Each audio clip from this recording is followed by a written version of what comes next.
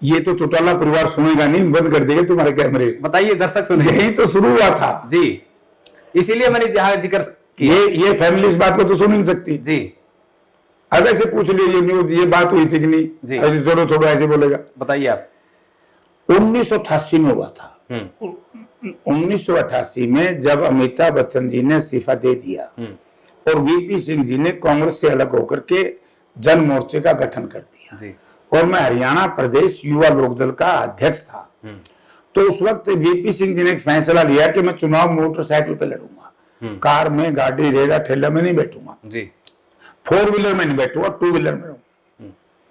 तो मेरे मोटरसाइकिल पे हमारे साथ रहे। हमने एक ग्रीन ब्रिगेड का गठन किया। वॉलंटियर थे ग्रीन ब्रिगेड के लोग, कोई अलग से संस्था नहीं थी जी, कोई भर्ती नहीं थी जी। जो मेरे युवा लोकदल के साथी थे मेरे, उनमें से ही हमने 200-250 लोगों को छांटा, क्योंकि हमने दूर जाना था। तो वहां जाकर के वीपी सिंह के चुनाव प्रचार में काम किया। अब इससे भी मेरा एक प्रश्न है जी।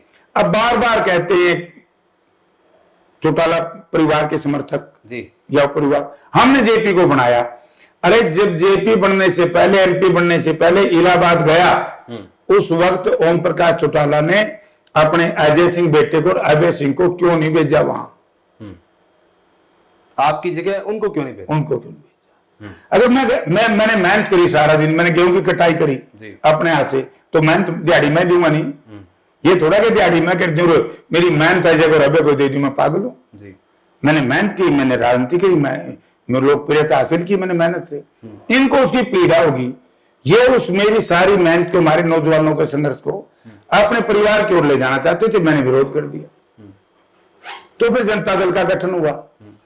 जनता दल के गठन में PD Tandon park Allahabad, VP Singh ji की जीत के बाद 5 चीफ मिनिस्टरों की हाजिरी में फैसला हुआ जयप्रकाश लोकसभा चुनाव लड़ेगा। जी।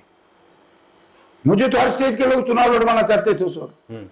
तो यही मेरा एक झगड़ा है कि भाई आंदोलन हुआ 85 से 87, समस्त हरियाणा सम्मेलन जब हुआ, जब जल युद्ध की लड़ाई लड़ी गई, न्याय युद्ध की लड़ाई लड़ी गई, तो उस वक्त जयप्रकाश लड़ाई का नेतृत्व करे। अपने दोनों बेटे ओम प्रकाश चौटाला छुपा के रखे। इलाहाबाद में जयप्रकाश लड़े मरे, अपने बेटों को छुपा के रखे। तो उनको नेता जयप्रकाश क्यों मानेगा, जनता क्यों मानेगी? तो मैं चुनाव लड़ा 89 में। ओम प्रकाश चौटाला तो 1984 में चुनाव हार गए थे वीरेंद्र सिंह के मुकाबले में। तो मुझे टिकट दी पार्टी जनता दल ने, मैं चुनाव जीता हिसार से मैं चुनाव जीता। पहले चुनाव, मैं तो साधारण परिवार का हूं, मेरे परिवार में कोई पॉलिटिकल आदमी परिवार तो था नहीं, लेकिन हम एक सामाजिक व्यक्ति थे, हमने मेहनत की थी, हम चुनाव जीत गए। तो इनका क्या आसान है मेरे ऊपर? हमने अपनी मेहनत करी, मेहनत का मेहनताना ले लिया। हाँ, एक चीज जरूर है, ये जो दूसरे लोग दल के बेचारे नेता थे, पिछलुगू करना चाहते थे, वो मेरी आदत है, पिछलुगू में रहा नहीं, इसलिए मैं रहा कितने दिनों इनके साथ। 89 में एमपी बनाऊं, 91 में मेरे चुनाव में गिराया था, आपको किस्सा मैं बता देता। हिसार पार्लियामेंट से मैं चुनाव लड़ रहा था, गिराए से चौधरी देवीलाल। अगर मैं इनके सारे चुनाव जीतता तो 91 में गिराए से तो चौधरी देवीलाल चुनाव हार गए, एक ही दिन वोट पड़े जी, और मैं गिराए से चुनाव जीत गया। नेता तो बड़े चौधरी देवीलाल थे, लेकिन चौधरी देवीलाल के परिवार से जनता का विश्वास उठ गया था और जयप्रकाश में जनता का विश्वास बढ़ा था। किसी भी व्यक्ति की लोकप्रियता का पैमाना परिवार नहीं होता जी, धन नहीं होता।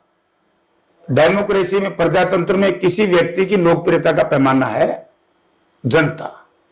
तो जनता ने मुझे ज्यादा वोट दिए, चौधरी साहब को कम दिए, तो मेरी कोई स्वीकार्यता होगी ना जनता में।